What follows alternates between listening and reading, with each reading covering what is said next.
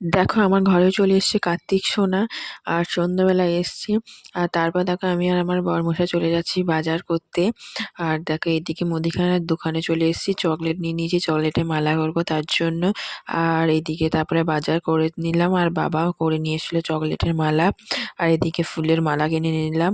আর তারপর দেখো সব কেনাকাটি হয়ে গেছে, দশকর্মা মালও কিনে নিয়েছি আর চলে যাচ্ছে। তারপর দেখো বাড়ি চলে এসেছে, আর বরমশাই এখন কার্তিক সোনাকে সাজিয়ে দিচ্ছে, মানে সব ঠিকঠাক করে দিচ্ছে। আর এই দেখো আমাদের সব কমপ্লিট হয়ে গেছে, এখন ব্রাহ্মণ আসলেই হবে। আর অনেকক্ষণ বসেছিলাম, ব্রাহ্মণ এসে 10টার সময়। পুজো হতে অনেক দেরি হয়ে গেছে, প্রায় 11টা বেজে গেছিলো, সব জোগাড় হয়ে গেছিলো আমাদের, আস্তে আস্তে দেরি হয়ে গেছিলো। আর এই দেখো ব্রাহ্মণ আসতে প্রায় 10:30 বেজে গেছিলো।